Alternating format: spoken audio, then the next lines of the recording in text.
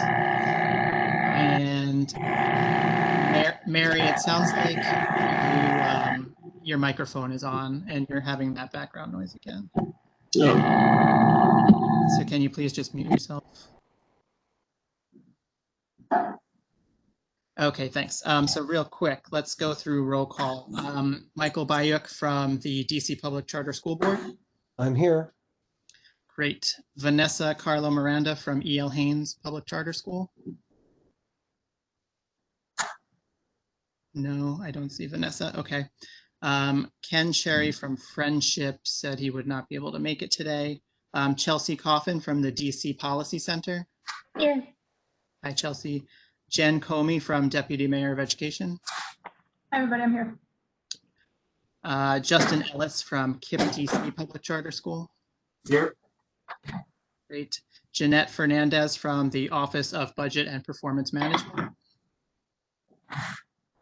Jeanette here. I don't see her today yet. She's out of the office right now, I think, Ryan. Oh, that's right. She's not in this week. Okay. Alan Francois from DCPS. He'll be migrating in. We were just coming from the meeting. So he'll be just momentarily. Okay, thanks. Thanks, Jess. Elba Garcia from DCPS. I'm right here. Great. Sharon Gaskins from DCPS. She's not able to join us today. Okay. Shannon Hodge from the DC Charter School Alliance. I'm here. Great. Hubila Huddleston from DC Fiscal Policy Institute. I am present. Great. Shelley Hughes from EdOps. Here. Mary Levy, independent consultant.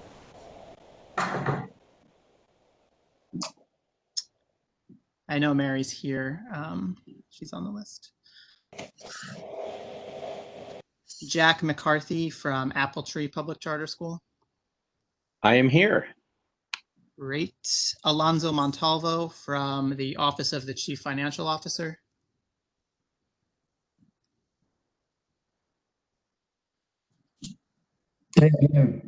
Great, thanks, Alonzo. Kathy Riley from DC Shape. I'm here. Great. Paris Saunders from the Chief Financial Officer Office. I don't see him on the list right now. Jessica Swanson from DCPS. Hello. Hi. Shauna Wang from DCPS. Hi, Ryan. I'm here. Great. Raymond Whedon from Thurgood Marshall Academy Public Charter School. Here. Great. And Jonathan Weinstein from Capital City Public Charter School. Here. Great. Okay, that is all of the working group members. Just a reminder, if you can, leave your video on while we are doing the meeting. Please keep yourself on mute so that we can avoid background noise. If you want to ask any questions, you can certainly unmute yourself and jump in. Kevin will also have pauses throughout so that you can answer questions. And for anyone that is here as a public member, there will be a public comment period towards the end of the meeting, and we will go through the details of that when we get there. I think that is everything. Kevin, I'm going to turn it over to you. Great, thanks, Ryan. Good afternoon, everybody. Once again, my name is Kevin Wenzel. I'm the Director of Budget and Performance Management for the Office of the Deputy Mayor for Education. Just to go over a couple of the details of this working group, this is the second meeting, as Ryan stated, of this 2020 UPSFF Working Group. We'll meet monthly through December with the goal of delivering a report of the working group in early 2021 to the DC Council. All proposed meeting dates, reports, and materials from past working groups can be found on OSCE's website. Ryan mentioned that we'll do some WebEx housekeeping for public members later on as it comes to the public comment period. I'll be the primary presenter for the duration of this virtual working group. I also wanted today to introduce Lindsay Mayhew, who will be navigating the presentation today. So as we go through, I'll be asking her to move to different slides. As was true last time as well, we'll be jumping through the presentation just for ease of understanding the information. And there will be natural pauses for the Q&A during the presentation, but members are welcome to use their discretion to ask questions throughout by unmuting, but please be sure to keep yourself muted once you are off the mic. As Ryan mentioned, we'll include time for public comment period at the end. And as noted today, we will primarily focus on the at-risk concentration chapter of the study, but we'll also take some time at the beginning of this meeting to revisit the at-risk student need chapter that we covered in August. So before we turn to the content slides, just a high-level overview of what we'll cover today. First, we'll review some updates to the performance slides in the at-risk student need section. Then we'll visit the at-risk student need options that we covered in August, including an opportunity to note any insights that you group members may have had since our last meeting together. Next, we'll look at the at-risk concentration analysis. And then finally, we'll look at those options that the grantee has put forward on at-risk concentration, have a discussion about inputting recommendations from the members of this group, and then from the public members. So I'll pause right there if we have any questions for just general housekeeping or what we're covering today. Kevin, could I ask, when in the process might we be able to discuss how, the fact that we're in this pandemic and that the 2-year period that our recommendations will cover, how we'll kind of frame our recommendations in that context? Definitely, the enrollment audit is kind of a big deal, and I would think our committee would have some recommendation as to how we might handle that in October, given the extenuating circumstances that everybody's operating on. I just don't see where that's going to fit in. So I want to make sure that there is a time that our recommendations don't seem like they're in la land, as if we're just assuming everything's. Yeah, it's a good note, Kathy. I think we should certainly, during the discussion period, include that whole contextual understanding of the pandemic. And can everyone mute, please? It's here. Thank you. I think the one note that I would make about the timing of the enrollment audit as the specific point that you brought up is that this report will not be complete prior to the enrollment audit. So we should also keep in mind the different timings of when we're accomplishing those other tasks. But I certainly think that we should, throughout all of the conversations, think about the contextual impact of the pandemic in our current state as well.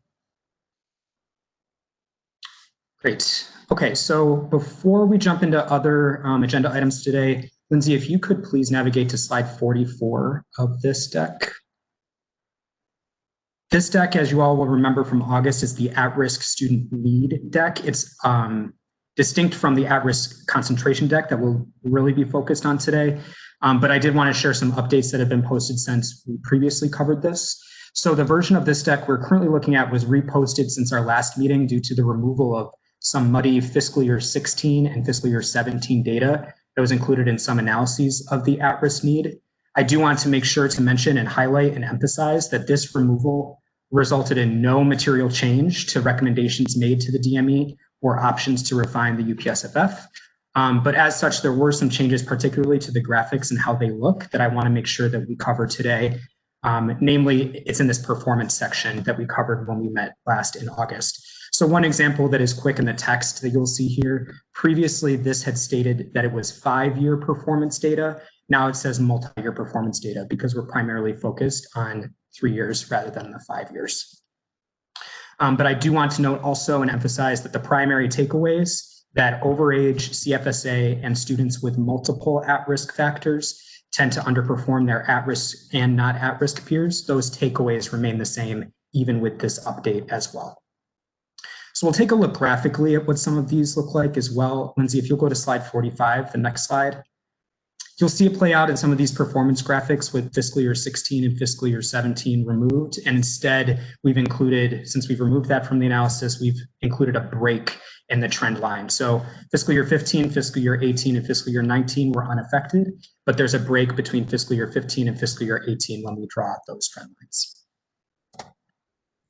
If you go to slide 46, Lindsay. You'll recall this, this slide from last time, folks. This is just looking at the high school data. So the prior slide was looking at all test takers. This isolates only high school test takers and looks at their gap. The difference that I want to note here is we've looked at these before, the blue bars versus the orange bars. Whereas the blue bars previously included fiscal years 15 through fiscal year 19, so 5 years of data, they now only include those three clean years, fiscal year 15, fiscal year 18, fiscal year 19. And the orange bar now includes just those most recent 2 years of data, fiscal year 18 and fiscal year 19. But again, the takeaway remains CFSA and over age are most behind their at-risk and not at-risk peers. And the one other change that you'll notice here, if you've seen the previous slide deck, was this was an opportunity for us to rescale. The scale of this used to be a little misleading because of the math was on a different scale from ELA, so we made sure to smooth that out as well.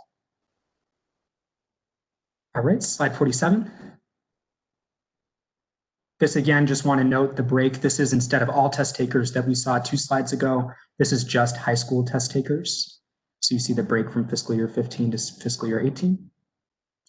The other note that I'll emphasize here that we emphasized before is this note at the bottom of the deck that in high school, when you narrow to just that universe of students, there are significantly fewer CFSA students. And the grantee includes their data here for completeness, but certainly fewer test takers than overage students, direct certification students, and homeless students. Slide 48. This is just a zoom in of that high school data for those 4 groups. Again, please note the break, the 16 and 17. Slide 49. Yes, I'm sorry, go ahead. I have a quick question. This is Chelsea. You may mention this. You said that the data were muddy for these 2 years.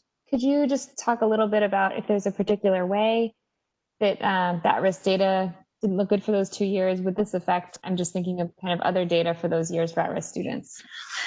Yeah, it was in one particular group. It was in direct certification. There was just some double counting of students that we thought was not in keeping with the integrity of the entire analysis of this particular section, at-risk student. So that was unaffected in 15, 18, and 19, but for 16 and 17, there was some double counting happening. And Kevin, if it's okay, this is Jen. Yeah, Jen, please. Add a little bit, Chelsea, because I know that you stare at these data a lot. I think the way to understand it is there's no issues with the at-risk data. It was a compilation provided to Afton. We just realized that the TANF SNAP wasn't just that, it had some other categories. And because of the limitations of what we, not because of the data originally, but the data that DME had from those back years, then it's just removing them was the most appropriate thing to do. So there's not an issue with at-risk data and other data that you are using. This is just a compilation of these unique categories to our contractor. Thanks a lot, appreciate it. Yeah. Great, and slides 49 and 50. 49 is the math data. This is again, all test takers. You'll see again at the bottom, we go from instead of 5-year, 3-year, 1 year, we go 3-year, 2-year, 1 year.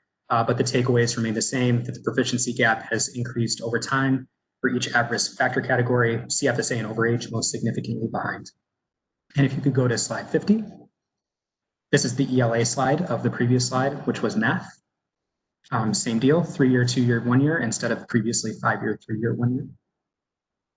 And then finally, slide 51. You'll recall from our session last time that we not only asked the grantee Afton to look at the specific at-risk characteristics, so CFSA, et cetera, but we also asked them to analyze the number of characteristics that a student has, regardless of the combination of those factors. So when considering the analysis of just the count factors, you'll see the similar looking slide with the trend line broken, fiscal year 16 and 17 removed. But the headline again remains the same. Students with more at-risk factors tend to underperform those with fewer at-risk factors. Though as we noted before, there are some exceptions to that rule. So sometimes even if a student is only over age, they underperform relative to students that have multiple at-risk characteristics. So those are the updated slides from this chapter of the report, mostly graphic in nature. I do want to spend some time today for a little more of a discussion around the options that was put forth by the grantees. So Lindsay, if you could jump back up to slide 10. Kevin, I might have asked this before, but could I ask, did you distinguish between 1 year and 2 years overage? Or is this? No, it was just the overage flag. Yep, so it's all overage students, not how overage they are. Mm. And that's ties to the funding as well, right? You just get for the overage, not more for being 2 or more years overage. Right. It's the at-risk definition of 1 year. Yep. At least 1 year. Thanks, John. So I did want to come back. This slide should look pretty familiar to everybody. We spent a lot of time on it last time. Just to orient everyone to it again, and for anybody that's new, for each one of these chapters, just about the grantee gives us a set of options that we can analyze and look through, and it's framed as a decision tree. So the first question is, should we change this part of the formula? The second question is, if so, how can we change it? And the third is, how would you pay for it were we to select one or more of the options that's put forth in decision 2. So I think what I wanted to do really quickly is just run through what these options were and then just open up to whether there were other thoughts that folks have had in the 3 weeks since we last met about preferred options. So the first option A is increasing funding for overage, CFSA, or both. Option B is funding an intervention before high school to mitigate overage designation. So right now, as we mentioned before, overage only applies to high school students. Option C and D are increasing funding for 2+ and 3+ at-risk characteristics, respectively. Option 5, or option E, is to increase just the high school base, so increase funding for all high school students, regardless of at-risk characteristics or at-risk designation. And then option F is to increase, essentially it would be to create a high school at-risk weight. So you pull out high school students from the at-risk weight, and younger students that are at risk would receive either flat funding or lower funding, and high school students that are at risk would receive higher relative funding to that. So those are the 6 options that they put forth. I do just want to pause for a quick discussion on whether any working group members had any additional thoughts about these options, preferences, et cetera, in the 3 weeks since we've last met. I think one of the questions that I have is these options and this study basically assumes that we're going to continue to use the exact same definition for at-risk. And I know there's been a lot of interest to look at that definition. And so would like to put that on the table as far as we should not just be talking about more funding or what type of increases to at-risk weight, but we should also be talking about the intersection of the definition of at-risk and who's being counted and the impact that it would have to any recommendation from this group.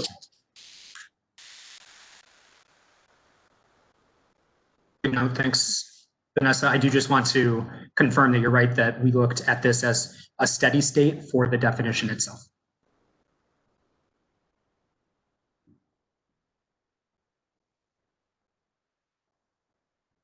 I would just like to, again, I'm not sure from the answer that you gave, Kevin, what the likely follow-up is to Vanessa's comment. And I'd like to ask, what's the likelihood over the next few months that this group will expand our scope to discussing the definition of at risk before we discuss how to channel that money to some subsets of a group that maybe should be larger or should be different? So how likely is it? What steps can we take to address that question rather than just continuing down the path that you've reiterated we are on right now? Yep. Yeah, so I think, and it's probably helpful just to talk about what the product of this group looks like. So eventually this group we'll start to formulate these really in earnest over the next few weeks from the feedback and the input that we're having during these meetings.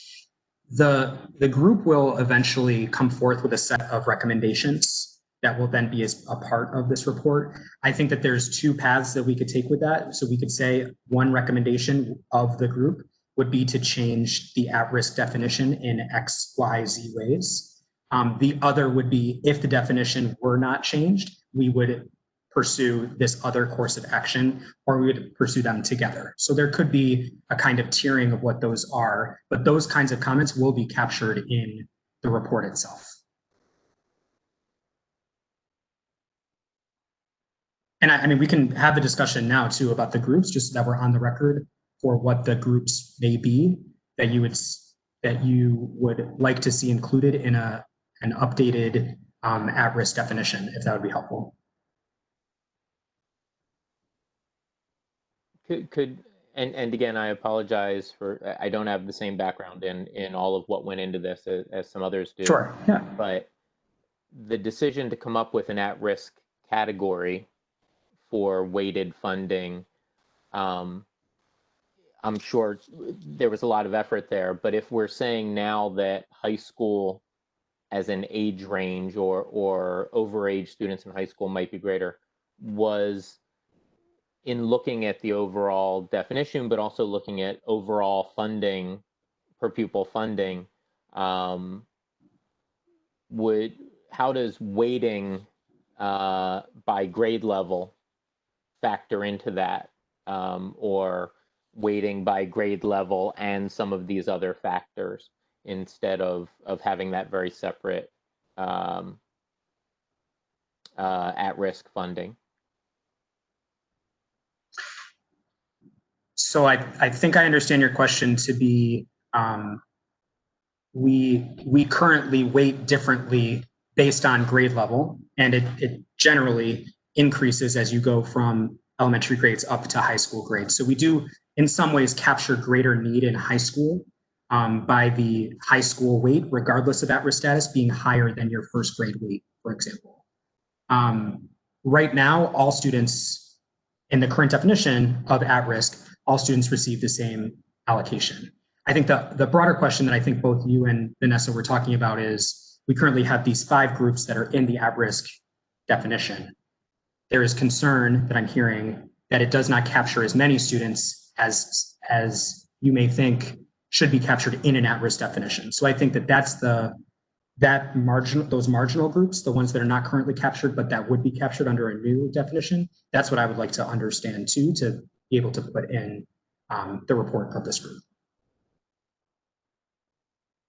Shannon, I hate to put you on the spot, but I feel like you're a far better expert on one of the categories that I know we have talked about in the past that has not been, and I think this came up when we were working on this study too, and that is that there is a particular group of students that are being left out of at-risk funding. Is that accurate? Yeah, that's definitely accurate. So we are concerned broadly about undocumented students who may be captured in other kind of ways of documenting students who might be low income. So, for example, free and reduced price lunch, but who are not in any way captured in the at-risk designation. And that is something that we're kind of seeing across the city as a concern. And certainly in particular LEAs serving large numbers of undocumented students. This is Jen. Yeah, and I appreciate that, and I know that has been a concern, and I'm glad that it's brought up again. I think one question is how to safely include them in a revised edition, of at-risk. So I know there's no whole other set of conversations about what at-risk is tied to right now, not just UPSFF, but accountability and other things. But putting that aside for a moment, do you have any suggestions on sources of information? Yeah, I mean, I definitely think it's a question that we'll have to answer. I worry about eliminating the possibility because at this moment we can't think of technically how to do it. So I just want to flag that. I think that when this came up in the last meeting, someone pointed out like there are ways that we are handling, for example, residency documentation with this group of students. So if we're able to enroll them, it seems like we should be able to figure out a way to include them in the at-risk designation. And unfortunately, I don't know like the specifics of what that might look like, but I want to reiterate the point of, going too far down the road of the discussion of what should happen within the weight when there are huge populations of students that should be included that are not. I think we have to make sure that that's elevated as an issue. I think that one suggestion that has already been made is using free or reduced meals qualification. But the challenge to that is that schools that are designated community-wide schools don't have individual applications. So we're, for example, our school is capturing twice as many students qualifying for free and reduced meals as are receiving SNAP. That I don't know whether there's a different way to count for different schools or how you might do that, but it's clear that there is a way to count need already. The question is that something that is going to be a burden put on schools that don't have to count that now because they have community eligibility? And is there a way around that, or is that enough of a reason not to count these hundreds or thousands of students who are not receiving at-risk funding because they're excluded from the SNAP or TANF designation? And another way that could look, like, I don't know at larger LEAs, like what the kind of burden this would create, but it could be schools signing affidavits, right? So we ask schools to certify on many things involving students' eligibility. So if it's a school that is a CEP school where the students are not required to submit applications, can we have the school leader certify that to their knowledge the student is undocumented? I think we have to first establish that it's important and then later figure out how to get it done.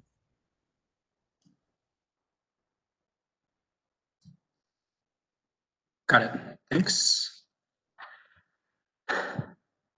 Any other last comments on this group of options, or any other comments on the definition? Or we move to at-risk concentration? Yep, go ahead. On the definition, I think in addition to undocumented, I think I have a clarifying question because I don't want to make the wrong assumption, but are alternative schools students able to also get at-risk designation? So so students that receive alternative funding do not receive at-risk funding.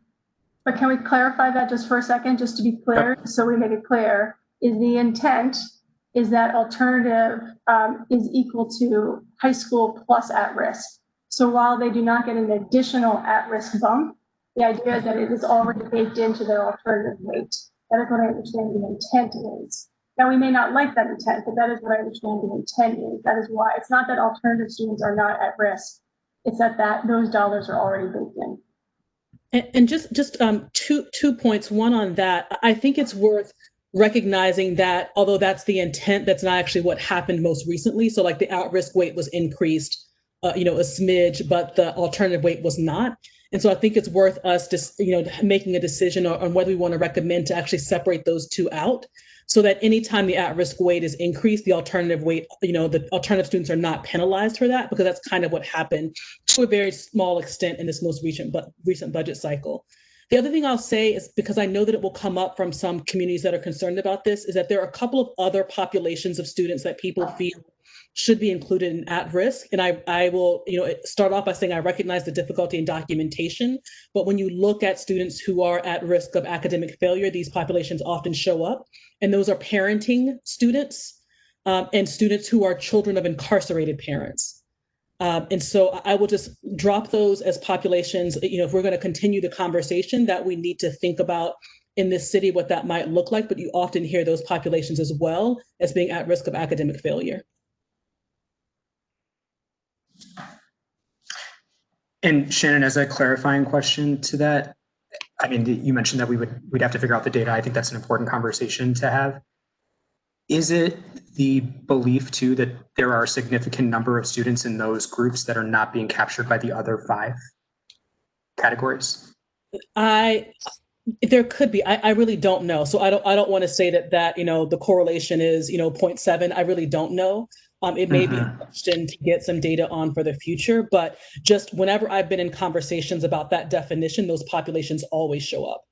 So even if an outcome of this working group could be to say the correlation between students of incarcerated parents and existing at-risk definitions is 0.97, right? Like that would be probably more information than the general public has seen in terms of thinking about the definition. Got it. Thank you. And sorry, I want to return to one suggestion that Shannon made in passing that I want to address because it could be problematic.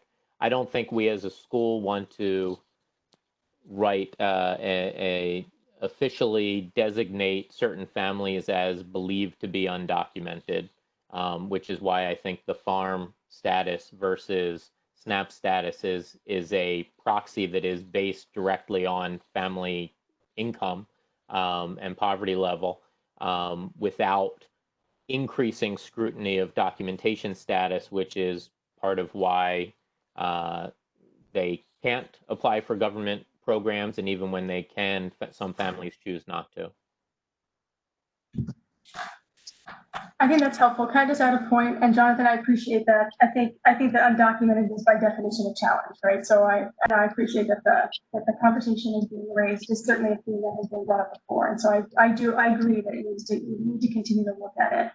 I do want to caution, however, about farm with community eligibility, and I should know this, but I think, what is it, like 80% of our students right now fall into farm because of the community eligibility, because the whole intent of farm is to feed kids, right? So if the idea was we took away however many years ago, a couple of years ago, that you have to turn in individual documentation and we just feed kids, that's the goal.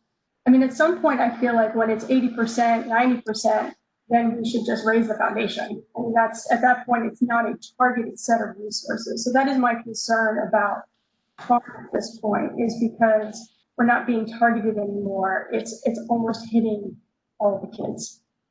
I'm just throwing that out there. Yeah, I'd like to underscore Jen's point there. I think as I've been listening to this and looking at this, it seems there's a concern that the at-risk funding isn't completely hitting the target. And there's also, as we look at the effect of this money, it's not having the desired effect, particularly in the older years, that we would like to see. And so I had put a comment in the chat. There could be some logic, I think, in building up either the foundation or the weightings in the earlier years as a strategy to mitigate the number of people or to address some of the conditions that would be leading to people being identified for at-risk later on. From an equity perspective, it would be, I think, money well spent in hitting everybody who is enrolled and supporting schools, to be proactive versus reactive. And I just look at decision 3, if it's redistributed, keeping some at risk, but reallocating some more to increasing the foundation and the weights, to see how that works over a number of years. It would be a reasonable and equitable decision.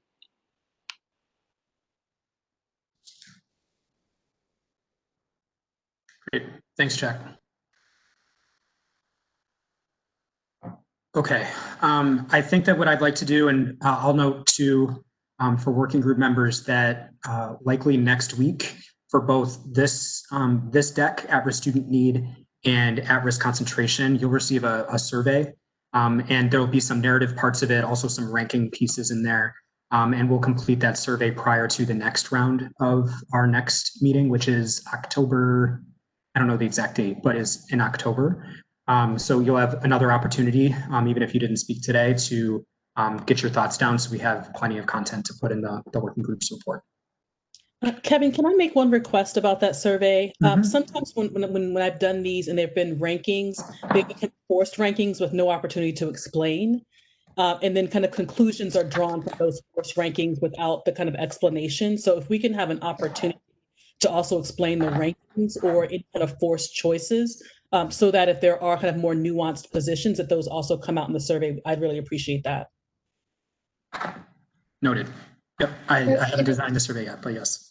Could I also ask, so, each time we make these are all going to interact with each other, like whatever we decide on ELA or on the foundation amount we might have to look at the whole picture.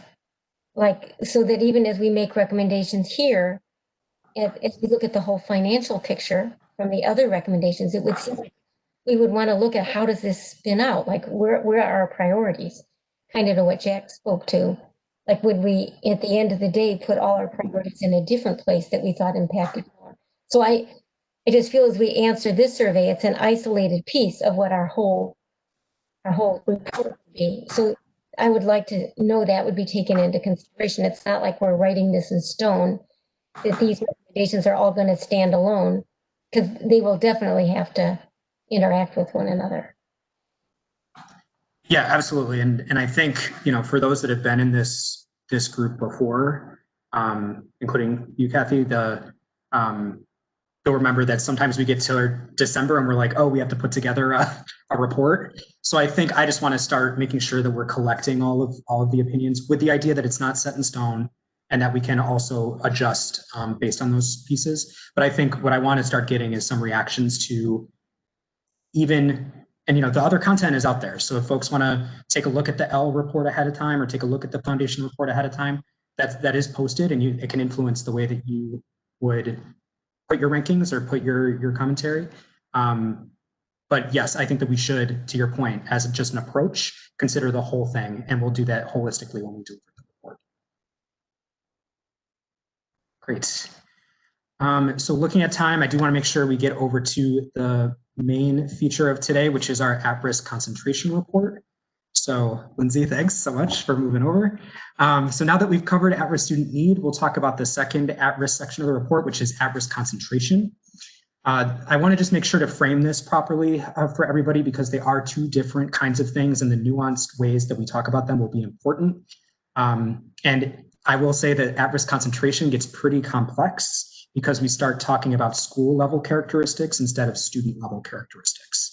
So unlike at-risk student need, which covers student level characteristics, the report that we just looked at, this section will focus on school level characteristics, which is the number of at-risk students at a school as a percentage of the school's total enrollment. So a school's share of at-risk students. Keep in mind that the UPSFF is primarily a student level characteristic formula.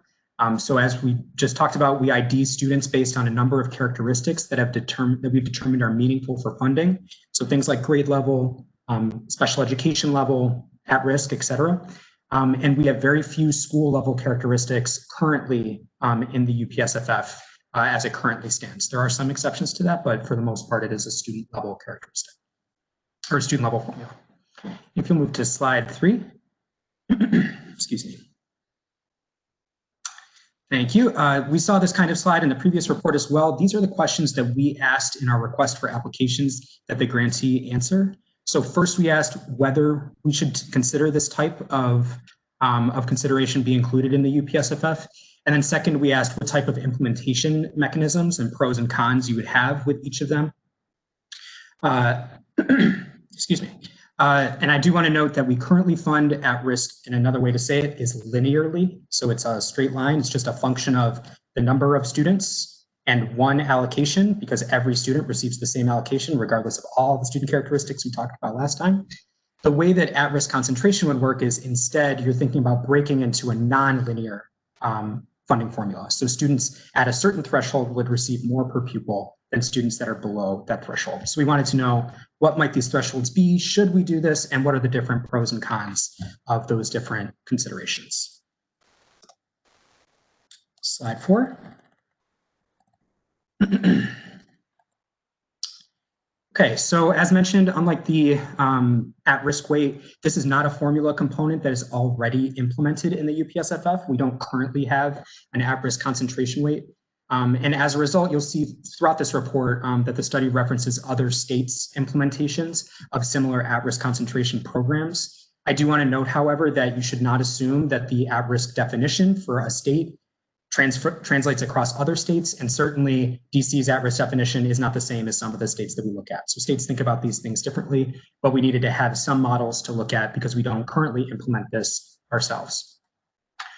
With that said, what the grantee found when doing this whole national review on the impacts of concentration funding is that it's inconclusive, and we'll take a look at what other states are doing momentarily.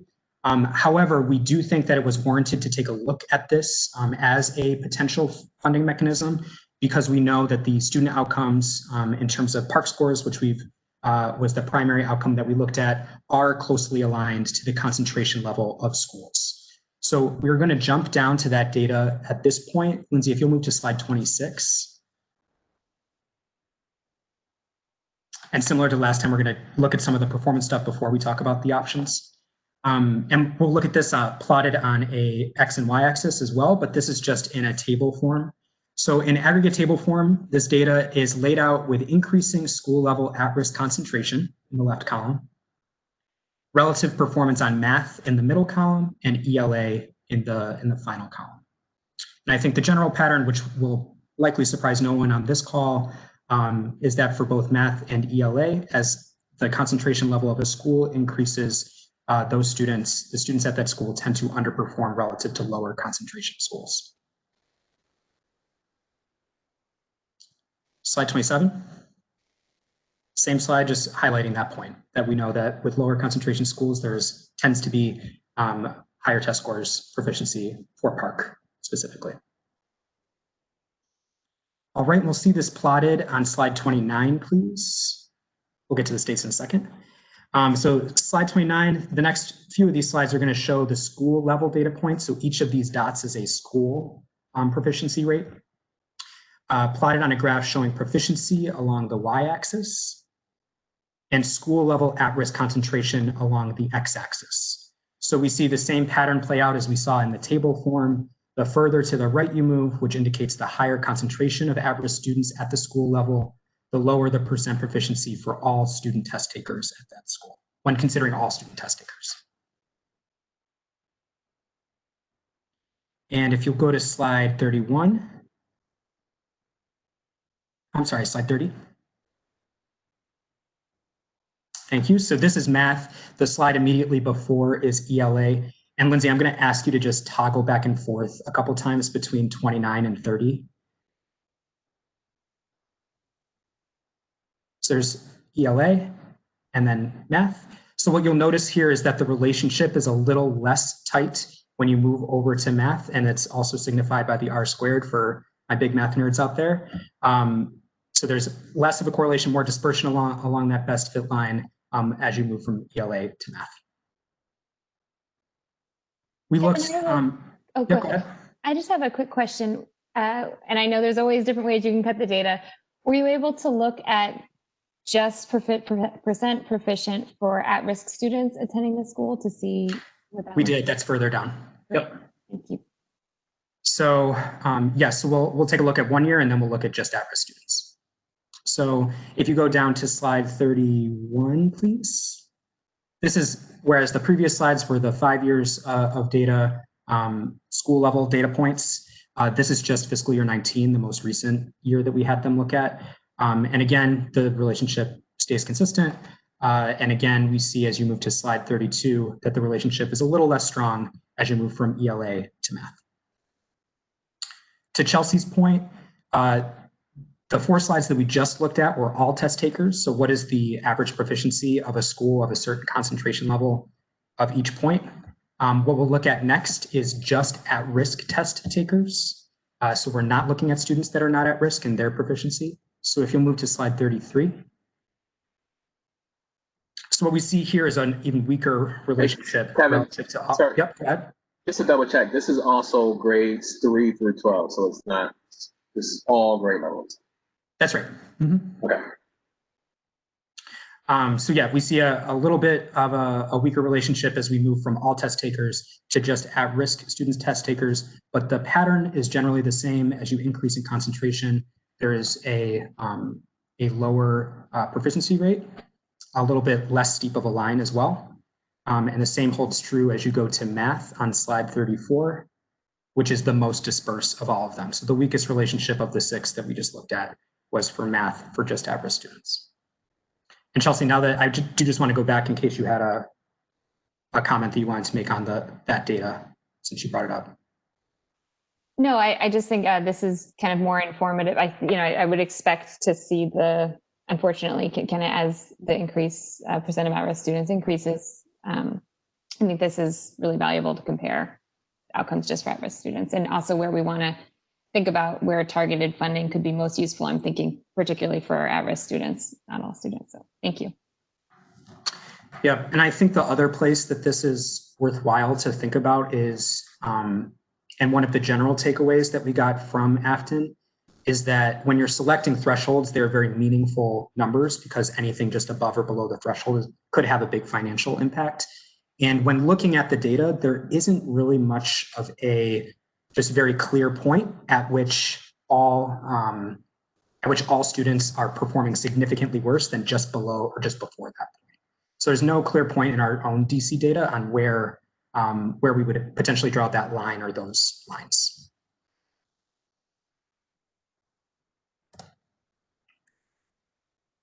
Okay, I'd like to jump back up to slide 5, please.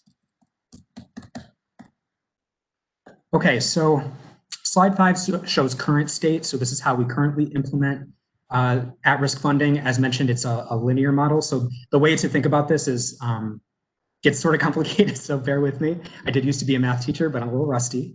But as we think about this, in a linear funding model, if a school has more at-risk students or an LEA has more at-risk students, they will therefore receive more at-risk funding in total, right? So as you are increasing the number of at-risk students, each student is receiving the same level of allocation. In total, you will receive more. So these schools that have higher numbers, particularly when you're controlling for size of school, you're going to see that you get more at-risk funding in total at those schools. The options we're going to look at in a second instead seeks to make this relationship nonlinear based on the school level characteristic of school level at-risk concentration. So we're going to take a look at how some other states do that, and then we'll look at the options that Afton put forth to us before we dive into the conversation. So if you'll go to slide 6, Lindsay, please. Thank you. So when looking at other states, as mentioned, we don't currently implement in DC, so we had to look at other states to see what they're doing. It's difficult to find a good best model to go off of because there's such variance for both of the characteristics that we asked Afton to look at, the thresholds that they use and the funding mechanisms. They just vary considerably. So this headline, I think, about eligibility, those threshold conversations, ranging between 5% in Nebraska and 80% in North Carolina, gives an indication of the kind of breadth that we're looking at. Those are the extremes of that end. I do want to take a moment to take a look, again, to jump around to slide 28, if you would, Lindsay, which shows more states that do this and set different thresholds. So again, you see Nebraska at the top, North Carolina at the bottom, but there's wide variation in between. So it's not even necessarily true that most are at 80% or 70%, or most are at 5%. There really is quite a range as you go. And the implementation of this kind of program is referred to as tiered funding. So students that are in schools that are below this particular threshold will receive 1 per pupil allocation, whereas students that are in schools that are above this threshold will receive a different per pupil allocation. So that is the tiered funding model. Tiered funding is only one way that you might consider implementing an at-risk concentration program. I think if we'll jump back up to slide 6, and I'll just give some examples of these because, like I said, they get pretty complicated. So we just described tiered funding, which is that first bullet where it says Arkansas and California. This includes the list of states we just looked at. So they're essentially separated into 2 tiers. You're either below the threshold or you're above the threshold. So let's say, just for argument's sake, as we're going through this list of examples, if you set a threshold of 70%, students below in schools that are below that threshold of 70% would receive $5 per pupil. Students that are above would receive $10 per pupil. So there's a different funding allocation based on the school that you attend and that characteristic of that school. A little more complex, but solving other problems, is a sliding scale methodology. So this, you could imagine that you have a set of 100 different schools, and at school, the very first school, it has 1% concentration. They would receive $1 per pupil. And then at the very other end, you have 100% concentration. They would receive $100 per pupil. So you could see that that would very quickly increase the amount that you were able to, in at-risk funding, give to a school if you were along this sliding scale. The good thing about that, there's not as many funding cliffs, right? So we're not saying just this one threshold. It's much more difficult to implement just than many, many, many more that you choose along the sliding scale. The final one in this slide is a mix. So you could imagine that instead of having 100 schools along a line, you could have buckets of schools. So you could do quartiles, for example, and schools that are in the first quartile get $5. Schools that are in the second quartile get $10 per pupil. Third quartile, $15 per pupil, and on. Essentially, the main point I'm trying to drive home is that the per pupil amount, which is currently fixed for every student, would change based on your concentration level. That's really what we're looking to do here. Okay, that was a lot. I'm going to jump down to slide 8, please. And we're going to pause on the options.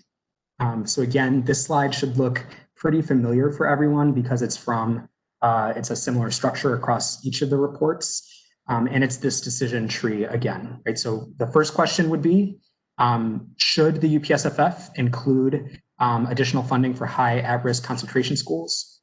If we decide yes, or if the group recommends yes, which of the 4 that are put forth here, which of the 4 options would be the most preferable for that? And then the third, somewhat baked in this example, is how it would be paid for.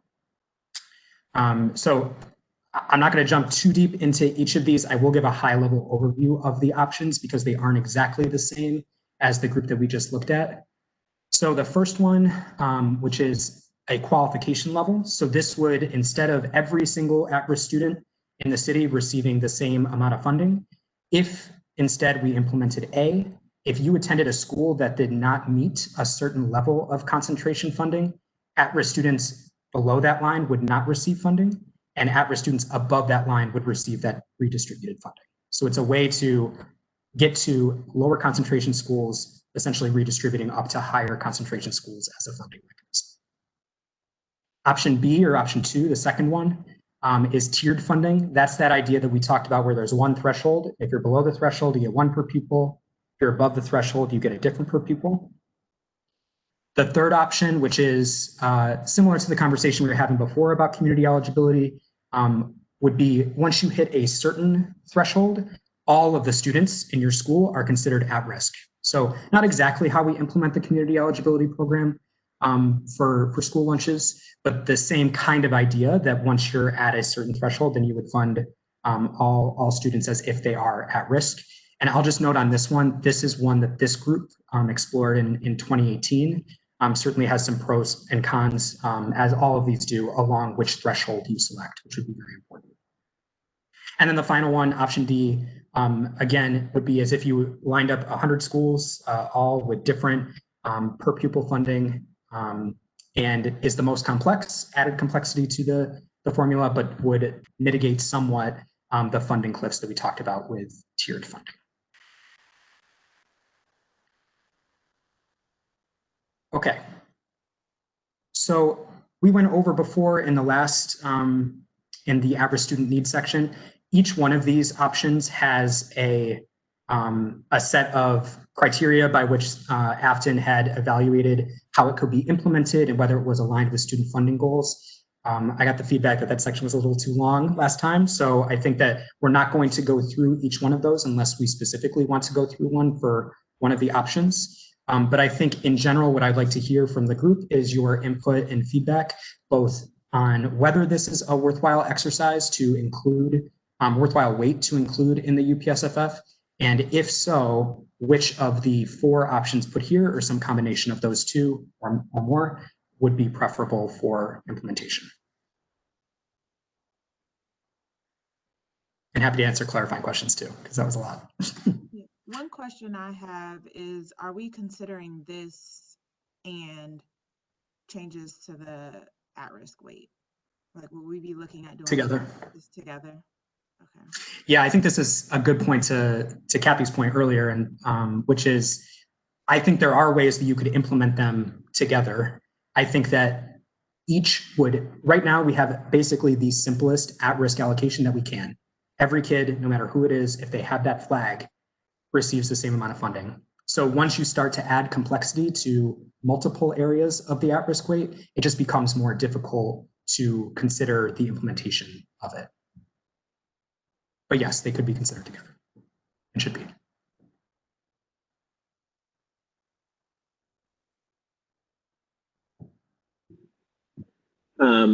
Then this may not be answered, but is there any way to figure out the difference in maybe of funds if, I know the definition is not the same, but if the weight was moved to the 0.37, what would be the difference in funding per schools at the higher end in terms of if we did concentration? So the last analysis I saw of this, if the at-risk weight as currently implemented were moved to 0.37, it would be about $65 million, I think, total more would go in at-risk.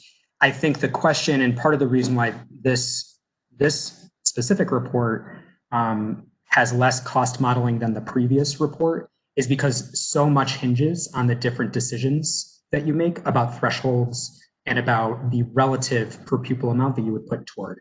So I think it's hard because we don't have necessarily a set of parameters, a design for an at-risk concentration group, but you could figure out a rudimentary way that you would get the same amount in cost if you were designing a tiered system, for example. So you could see, for example,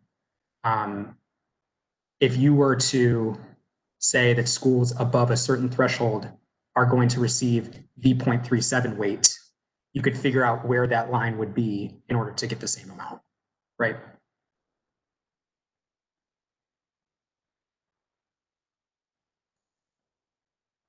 Kevin, were you able to look at all at the kind of the set of schools that would qualify under this at risk if it were a threshold, and then the set of schools that receive Title I funding? I'm not as familiar with how federal funds work.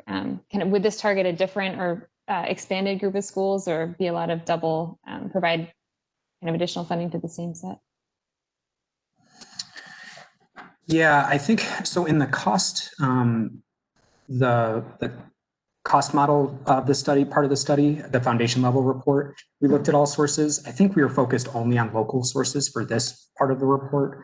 So I don't think we looked at how it interacted with Title I. I think it's an interesting comparison point to see if there are, if there is an implementation consideration of like a phase in or a phase out along a Title I kind of model, that would be possible. But I don't think we looked at that specifically for this report. Yeah, I'm just wondering if this is kind of a funding stream that already exists, and then through Title I, and then this at-risk threshold would kind of be providing additional funding to the kind of a similar set of schools. Kind of how to prioritize that with thinking about student level characteristics, where we're sort of changing the way we're doing funding, not just additional funding. Mm-hmm. I think federal funds are tricky, particularly when it comes to Title I, just because their formulas are so complex. Also because federal funds come with a set of funds that are available to the state, and then the state has to just basically, if there's a single size pie, and then depending on the number of LEAs and depending on where you meet certain eligibilities, that pie starts to get divvied up in different ways. So I think, to me, that's an interesting research question to see sort of like where there is commonality. I'm not sure from a practical perspective that there is a real risk here that we're going to be doubly funding the same students at the student level. I think also Title I is LEA driven as opposed to student based. So you could have individual students that would otherwise meet Title I funding, but because they're in a school that doesn't have significant number of Title I students, they wouldn't get Title I funding. So there's just a lot of complexity there. Kevin, do you know, I mean, I'm familiar with the DCPS high schools in particular and some of the ward schools. What's the universe of how many schools, say we are in the highest category? Like, we have numbers for a lot of these things, like what number of schools might qualify if we did the sliding scale that we're like at 50% or above? You know, Yeah. I don't think we have much of an idea of how many schools we're going to impact, no matter which thing we take, and how big the impact would be. Yeah, I mean, so I think, Kathy, one note that I had is just some quick analysis on this for one point in time. So for fiscal 19, it was estimated that about 41 schools would be above a 70% at-risk threshold. And that was mixed between charters and DCPS. It was about 14 charters and 27 DCPS is that mix. But that even just below that threshold of 70%, so between the 60% concentration and the 70% concentration, there were another 34 schools. So they are, as is often true when you're thinking about the two sectors together, there's some, in the DCPS, there are the two kind of, Jen, you always say this better than I do. There's like two tails. Two tails, yes. You have the highest concentration schools, the lowest concentration schools, and then lots of charters are somewhere in the middle. But I think that what that tries to get at too, Kathy, and it's not as completely clear, but Lindsay, if you jump back down to slide 30,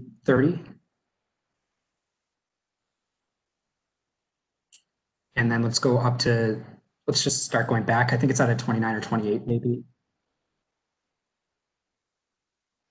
Keep going. Sorry.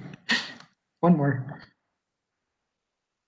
Great. So this shows the count of schools in there, Kathy. And this is, again, just for 1 year. I think this is for fiscal year 19. But you would see that if we were to set an 80% threshold, for example, that the universe of schools that would receive the higher per pupil would be 15 schools. If you were to set a 70%, you'd add another 26 schools. Yeah. I guess what I'm struggling with is we have maybe it's a third, or we have some schools and some students that we can see we're not reaching with enough money. And we're trying to figure out who they are, how to define who they are, that we feel like we haven't made much of an impact. And we see it in the overage, we see it in concentration. And I don't know how we're going to get at it, or if more money itself is going to address how significant the need is. But I could sort of feel like that's the struggle as we look at these different areas, and not to punish or underrepresent the need in the other areas. So I don't know. I feel struggling with this one, with how to see it and not have it actually be increasing the weight in other areas to try to get the money to the kids in the schools, instead of even further identifying what looks like, like our STAR system, I think puts a big, you're failing. I don't want to do that as part of this, to say, oh, you have the most failing kids, and that's, I'd rather have some other way of talking about it. So we're saying this is where the greatest need is. Anyway, I know it's just my struggle. I don't have an answer.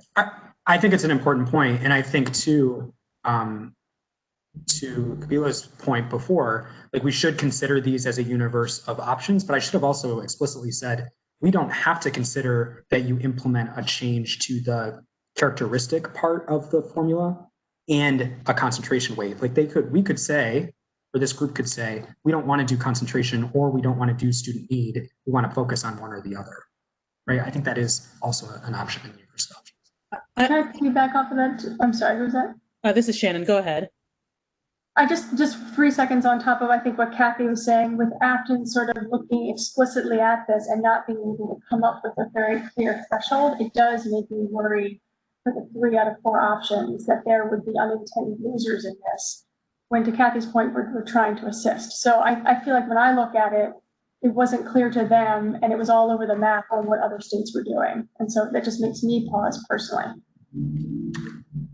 I definitely think that there is like a reason to do this, because you do have schools, particularly when you get to 80–90%, for whom like what they're trying to do, they're tasked with doing, is really at the extremes, and much of those needs may be beyond kind of straightforward academics.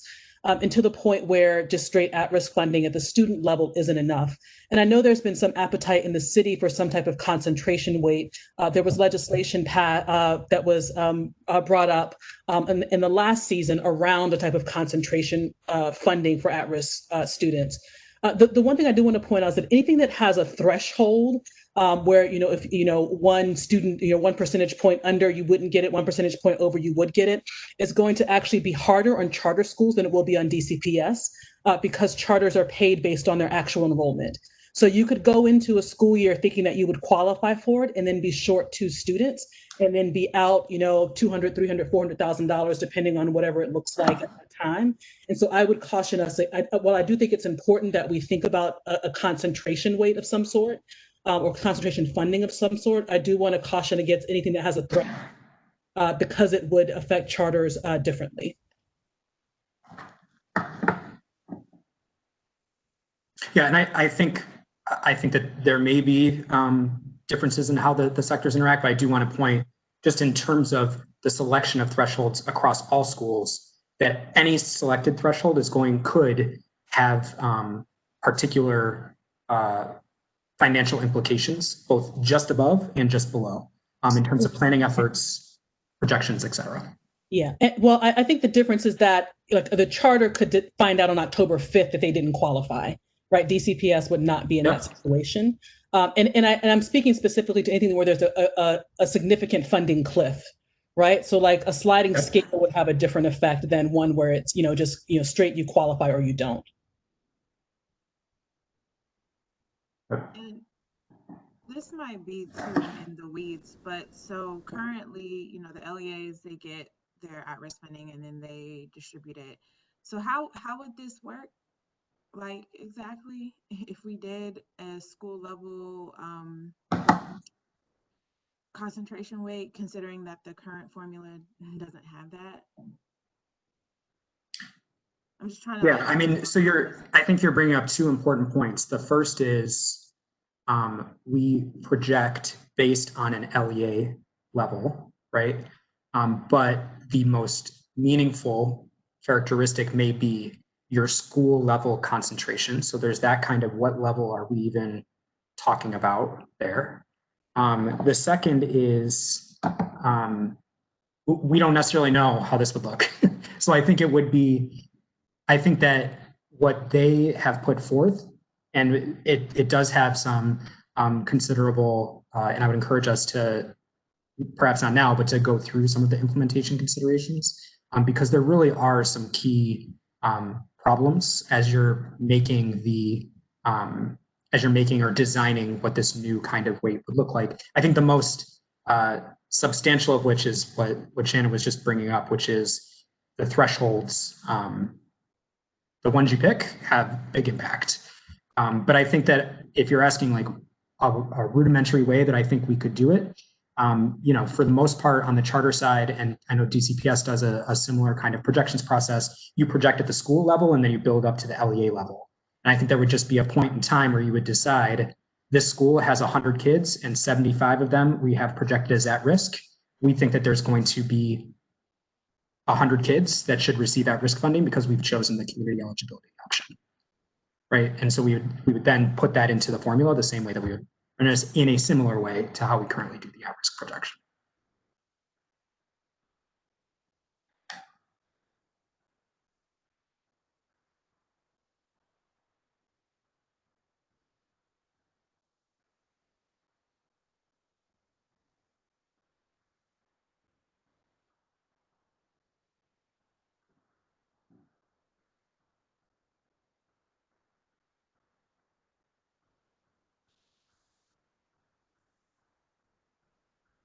One question I have is, I know that we are the UPSFF Working Group.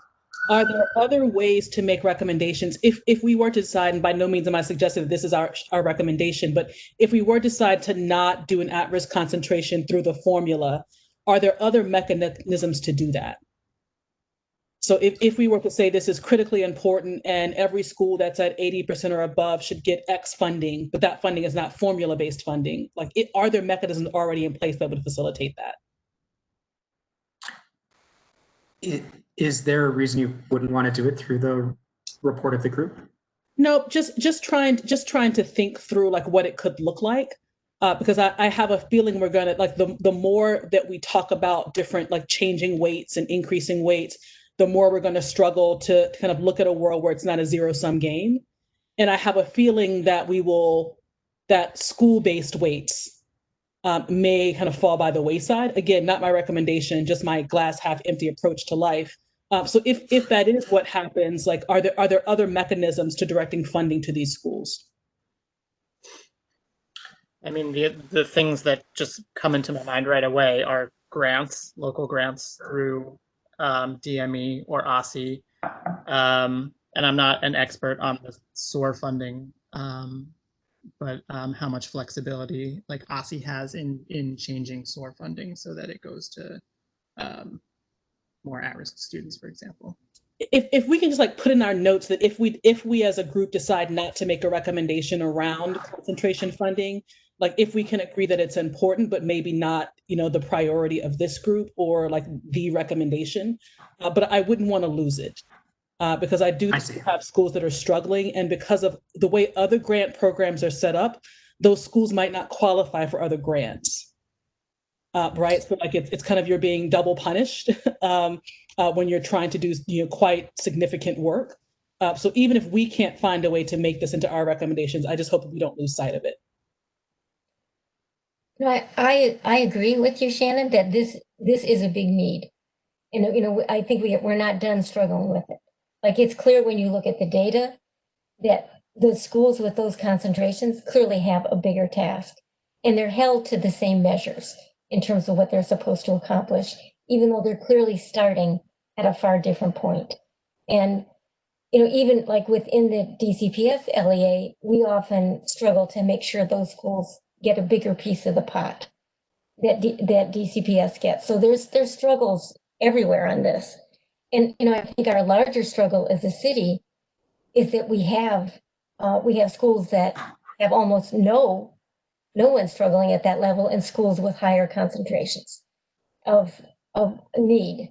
So I think it's some of it's beyond what we can recommend, but I would definitely agree that we have to mark this, and we have to hold ourselves to looking at how we addressed it if we didn't address it in this particular way as part of our report, which goes to my other point that I think we're going to see a larger divide after we look at the cost of the virtual learning and the kids that aren't in school, the kids that completely fell through the cracks, and the lag that we're going to see after this kind of trauma that people have gone through. So I agree that I don't know exactly how we're going to get at it, if we're going to be able to wrestle it through on this with these options, or whether we try to get at it in a different way. When we look at the data and then we look back at those schools, we see that they actually got a lot more money.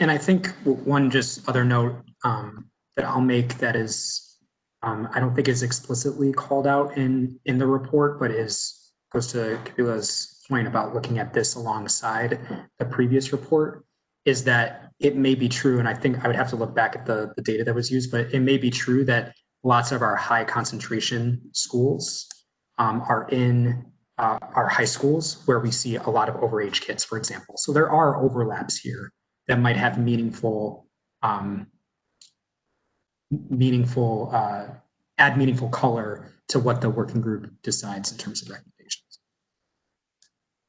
Right. When you look at those other cities, were they effective? Like, we haven't been terribly effective with our at-risk money. I think it might be partly because it's actually not a lot of money. When I sit on a local school team and look at, the struggles to where you put the money, it's not a lot. And they don't have a lot of power over where it goes, but I don't know whether it's a question of more money would would really expand exponentially what a school was able to do with these issues. Did your researchers look at how effective giving those schools a lot more money was? I mean, this is not satisfying, but it essentially was inconclusive. Part of the reason being that a lot of these are newer programs. So this is a kind of hot topic right now. And so states are newly implementing some of these things, but there wasn't any kind of single determination that this is an effective way versus an ineffective way, either way, to distribute funding. And I think the important thing here too is to just philosophically align around, we could do both, consider your school level characteristic, which may have a meaningful impact, and consider your student level characteristics, which is the way we currently fund. We could think about how those things interact, but I do think that that is one line of difference that this group will have to grapple with, about philosophically shifting gears to say that a school level characteristic is an important enough component of a student's experience to warrant additional funding based on that. Just something I think we'll have to decide. Could we see how that would spin out with it? Could we see an example of that by the next meeting? Like, what would that look? I'm just trying to picture it. Like, you could take 20 schools or 30 schools and look at what would that look like if you combined them. If you actually, it's so abstract in a way. Yeah, I agree. It's hard to see. Kathy, you're making me think about something that came up when we were having this study done as well. And it's a wondering about, and there's a tension here. I don't think there's a clear answer, but it's a wondering about, is there an opportunity for us to do something where we inject a significant amount of money into some category of students under at risk to make a difference, to really have an impact? I think this is to your earlier point about right now, it's just so little money and it's just hard to justify like having a huge impact when you're dealing with very few resources. I think some of you have heard me say that, like, I'd rather that you don't give me $5 if that $5 is going to come with strings attached. I don't want the $5, right? Like, if we're going to do something for at-risk students in the District of Columbia, should we be pushing for something that's meaningful and large enough that could truly then transcend schools' experiences with at-risk students? And I think that is still a wondering for me. As we discuss what's the right thing to do for at-risk students, considering that there is a need. So the question is, do we take a certain amount of money and spread it across a lot of students? Or do we try to pilot a program where we inject enough money and understand whether that is actually going to make an impact in those students' life, as opposed to trying to meet all the needs of all students, and then you just end up with $5 more, $10 more per student, in which at the end of the day, as a person that manages finances in the school, I can tell you that, that's just not going to generate enough for me to really put some resources to those students in a way that meet their actual needs in our campuses. And certainly it won't, even if you have concentration, right? Like, even if I have a concentration of students that meet at risk, $5 per kid more for those kids, it's just not going to be enough for me to actually do something meaningful and for the impact that you're talking about to show up. So I do wonder and push our thinking about, do we basically push for, like, let's just do something that's actually meaningful? And if there's real money attached to this, we certainly do it for special education. We have a ton of money aligned to special education, but we are not doing anything meaningful. And then, and so if we spread the limited resources across a lot of students, that is going to further dilute schools' abilities to do something that is going to lead to the kind of impact that we're looking for. So Vanessa, are you implying that either there's a lot more money or there are more targeted students? Are those two options that you're thinking of when you're thinking about big and bold and impactful? I think if we're approaching this from an impact perspective, then I would say we need to do something big and bold. And if the other assumption is that there are limited resources, then I think that would push us to some kind of piloting program or some kind of smaller approach initially, that could help us learn and understand and get better data. But I really do worry that there's a lot of work and a lot of great thought put behind at risk and what we need to do for our students. And at the end of the day, what we end up is something similar that happened in the last budget cycle, which is great, but it was like minuscule. And so you're really not going to move the needle, as Kathy's asking, for students if that's all, if we're just like incrementally inching into at risk, as opposed to, is there something that we could come up with that would be really impactful? You know, is it the high school, right? Is it a focus on overage, under accredited? Is it a different, whatever the right thing is that this group comes up with, but is there something that I think we could really advocate for to say, look, there's an incredible need, the data shows it, we want to put, a ton of money behind it. Let's be really thoughtful about that. And then let's track it and understand its impact and learn from it. So that's my wondering.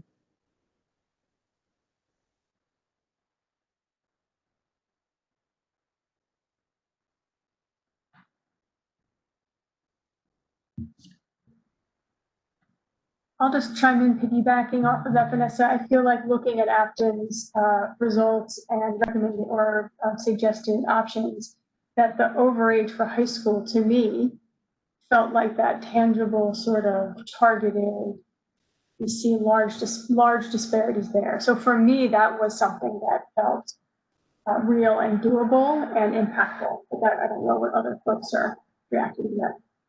I missed the August meeting, I apologize.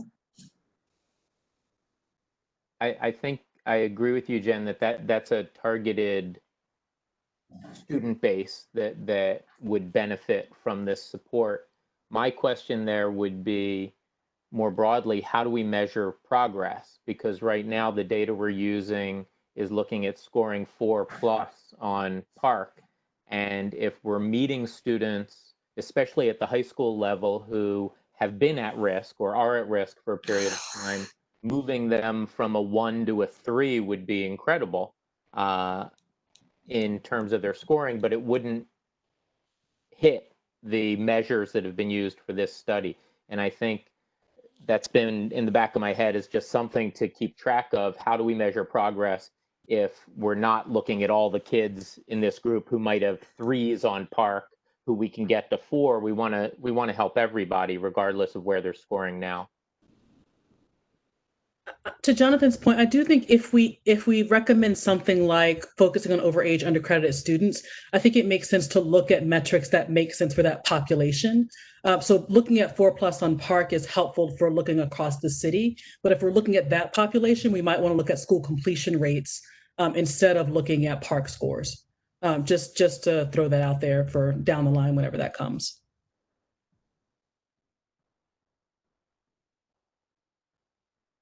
Yeah, I think there are some folks that have done some interesting research lately on this particular issue, Jonathan, that you're raising. And I think we don't have to reinvent the wheel there.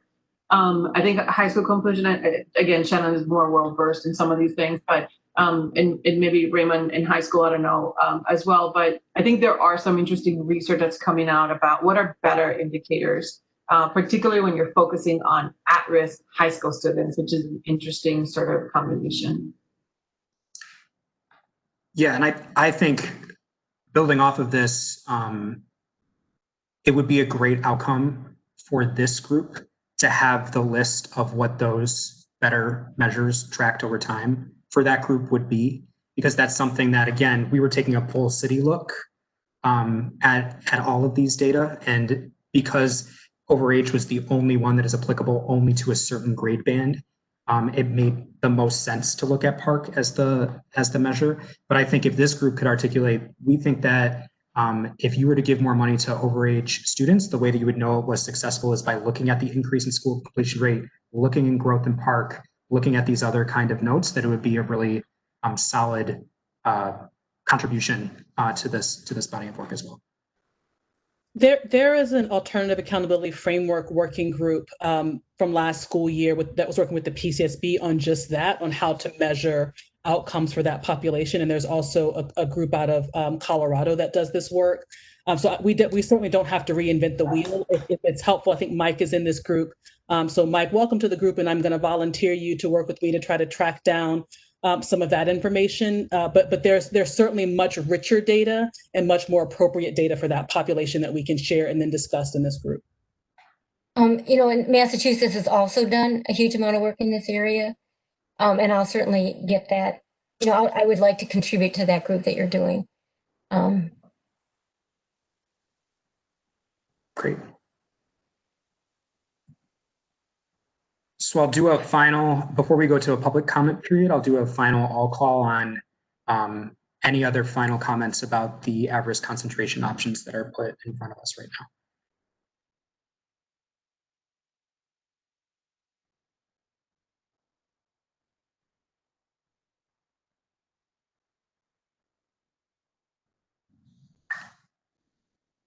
Okay, Ryan, if you would move to the public comment period. So folks that are joining as attendees, is that right, Ryan? Yeah, that's right. I believe you should be able to see a little hand icon underneath or to the right side of your platform.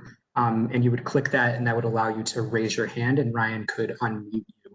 And you can provide your comment, and then also working group members are, of course, welcome to provide insight after we hear from the public as well. So Ryan, do we have any hands raised? I don't see any. Oh, yeah, I do see a hand raised. So I am going to start with Valerie, and I'm going to unmute you. Can you please just state your name and then your comment? Hi, my name is Valerie Jablow. I am a DCPS parent, and I appreciate being on this meeting. Thanks. My comment is to back on something in the chat, which was taking into account student mobility. One of the things that has bedeviled many DCPS schools right has been getting kids in after the count day from other DCPS schools or charters. And those kids come in, they may be grade levels below where they're supposed to be, and they're not bringing the money with them. So this really puts pressure on the receiving schools. I was wondering if this may be beyond the scope of this group, but if you could, in your consider having a way to track students, because not only is that going on, but also there's mobility throughout the school year, and we know that that is associated with poorer outcomes. And because of that, schools that have high mobility really struggle to have adequate resources to deal with it. It's a real problem, and it's not for all schools, but it's for a subset of them that really does affect funding in some very basic way, but our funding system sort of seems to ignore that. Thank you. Thanks, Valerie. I think if any of the working group members want to respond or to Valerie's comment. Yeah, this is Shannon. I think this is a tremendous issue. The school that I was at before I joined the DC Charter School Alliance was one that accepted students year round until we weren't able to do so anymore, to the point where our mid-year entry rate was around 30% one year. And so being, not having any access to additional funding for those students certainly meant that our ability to serve them was limited. I know that there have been various iterations of cross-sector collaboration groups and working groups on the issue of student mobility.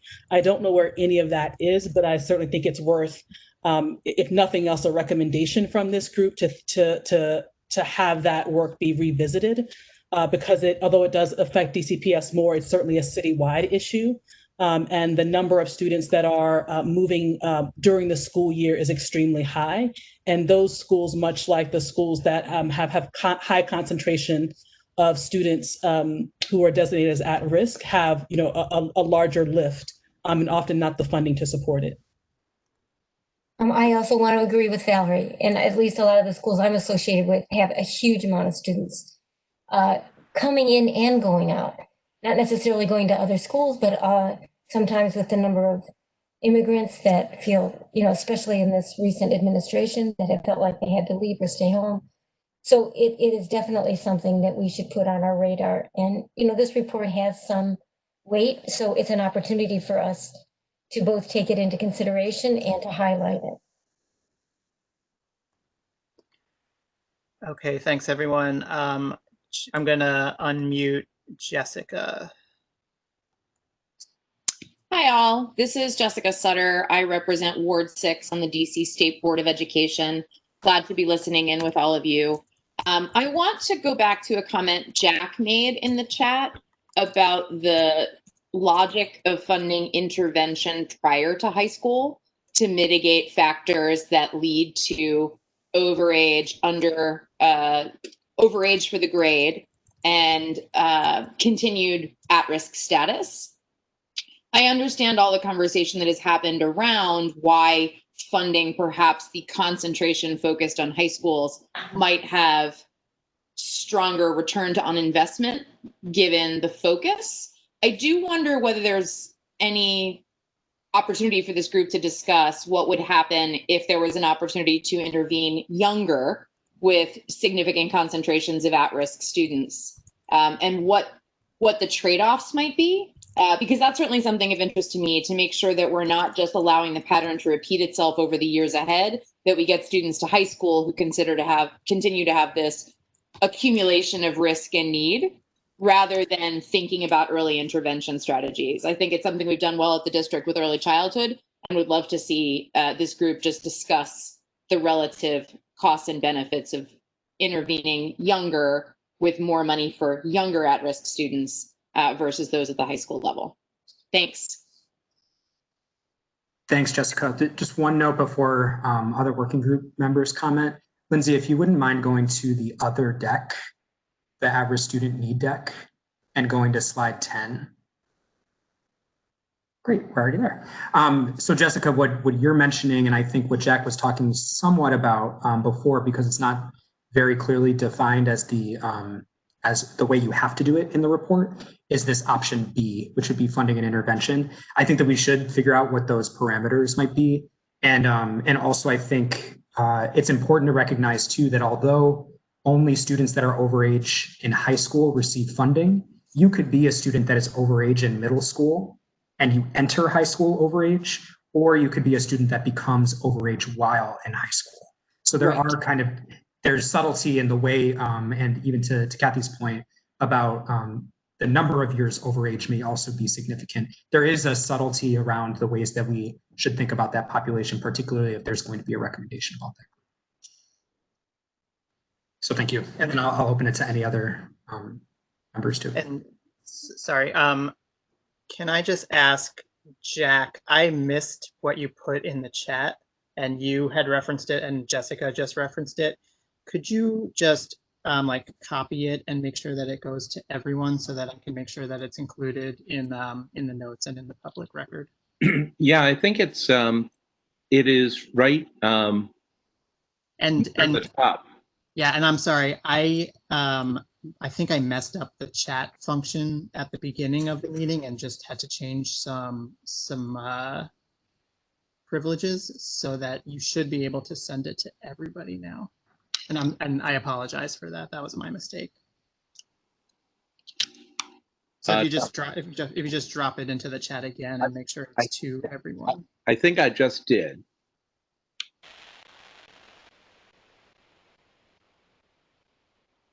And I'm sorry, is anybody else seeing it?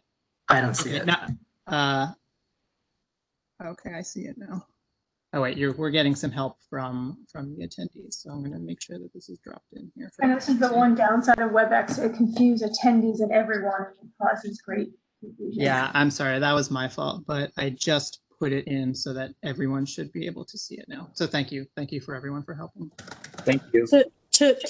To add kind of another question to Jack's point and to Jessica's follow-up and Kevin's follow-up, it would be helpful to know when students become overage.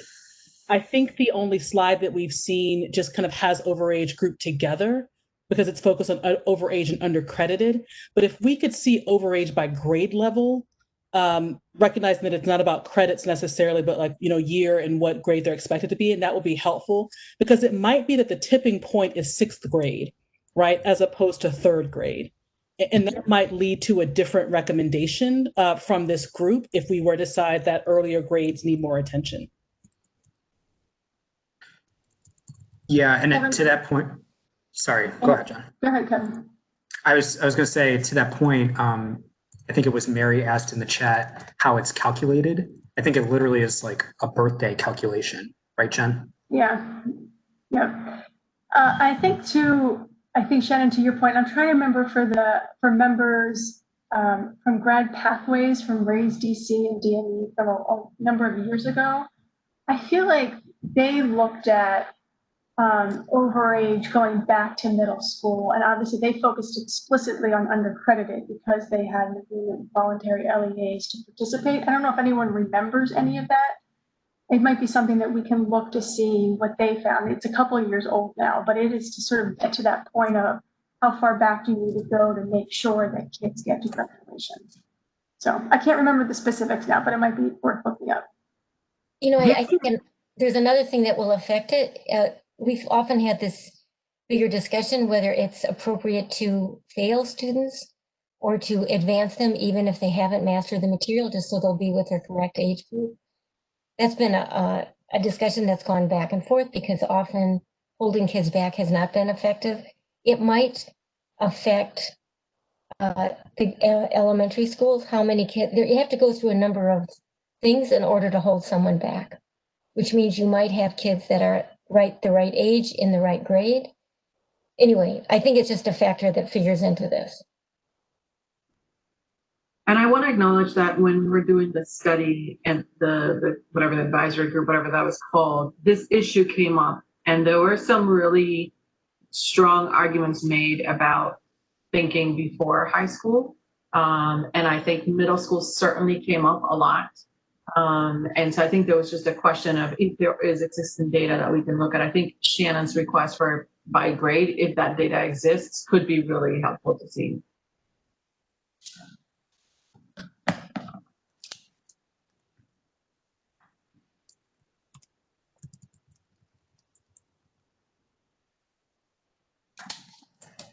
Great. Ryan, do we have any other raised hands? Jessica just put in the chat, but I think it's only to me. I am always in favor of advocating for more investment in middle school. But that is I don't see any more hands.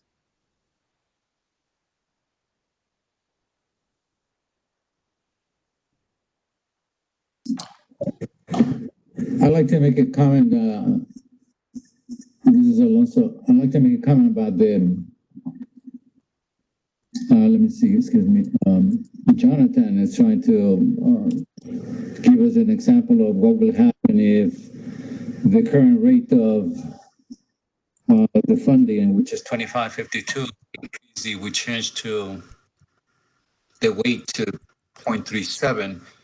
The actual math is that it will increase to $4,185 per student, which will be an increase of $1,633. I think that's kind of very important to make a note of that.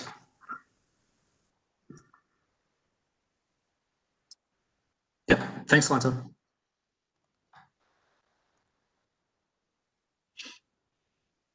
Okay, I think I'll do one final all call for any closing comments before we close. Talk next steps. Hi, this is Shelly. I just have a question about decision 3. I'm just trying to figure out why, so just thinking about, since I've been looking at the materials, like with redistributed funding, I guess the positive would be that if we made a recommendation around that, we know that we would have a pot of money that we could use for these interventions. But obviously, I think probably everyone on this call would prefer incremental funding. So is the downfall of if we make the recommendation for incremental funding, that if there's no additional money in the budget, then we don't get those interventions that we want. We have to kind of find a place to make a trade-off elsewhere. I think that's right. And should we kind of assume that for redistributed funding, that would likely be a higher we could get? So I think one example of that, yeah. So Shelley, one example of that I think would be if this group said, we are choosing option F, so creating a high school at-risk weight. And that means that we're going to do, if you're in grades 9 through 12 and you're at risk, you're going to receive 0.3. We'd have to see down at pre-K 8 what we would have to lower the weight for in order to make up whatever increase to the high school that would be. That's like functionally how that would happen. I think we should, and we heard it loud and clear in August. I think that as I anticipated with everyone, incremental funding I think is obviously preferable, but it also isn't necessarily present. So if there are opportunities where we think that we could redistribute elsewhere, that is something that the grantee puts forth as an opportunity to consider. I think this is an area where there's some tension because I think that it's hard to have a conversation about taking money away from another sort of line item in the UPSFF. I don't think special ed people will want us to take away from special ed. EL barely gets any money. We don't want to go there. Then you start getting into the grade levels, and I can see every pre-K, early childhood, elementary, middle, and high school making their arguments. And I know this is something that's come up at every time from a practical perspective. I feel pretty strongly that in this working group, there are always practical considerations that we have to take into account. And we should put forward the recommendation that we believe is best for kids. And if we're doing it based on what's best for kids, then the argument would be there seems to be a lot of energy and desire to do more for at risk, then the city has to invest in at risk without having to take money away from somewhere else in the UPSFF. And part of the reason why I feel strongly about this is because of the experience that we had when at risk first came into the equation, however many years ago. I don't want to acknowledge that because it took money away from other line items, and there were winners and losers in that process, and they're still trying to play catch up as a result of that. So I think we know that there is a financial reality, and we know that there are years where we have more and years where we have less. And we have to be responsible because this is there is some sort of sensible that needs to be part of this conversation. And I don't think we should put something off the table just because we're worried about, hey, we should take money away from somewhere else to make this at-risk additional funds a reality. And I think the one other piece to that, Vanessa, thank you for that. I think the one other piece to that is also considered or should be considered is that it's not just necessarily the weights that you could pull from if you were to consider the trade-off, it's also the relative increase of the foundation level, right? So it could be true that it would be better for LEAs to have a certain percentage, or LEAs would feel, to have a certain percentage increase on the foundation level instead of, which would influence the increase in at-risk, but wouldn't be as directly a trade-off there as if we were to, say, hold the foundation level flat, but put another, I can't remember the figure I said before, $60 million toward at-risk specifically, right? So there's lots of places in the formula that you could consider that trade.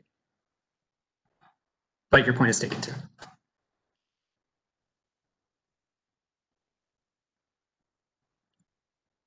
Okay, thank you everybody for joining us today. Our next meeting is in October. The goal of that meeting is to focus on our English language learners, which is the third section of this report. We will also do some follow-ups and make sure that we are considering this report holistically. We're also going to, at some point, I think by the next time, we'll try and start to put together a draft of what the working group report will look like. Because ultimately, as we said, we're driving toward delivering our report on the working group to council early next year. And with that, I will close. Have a good afternoon, everybody. Thanks, everybody. Thank you.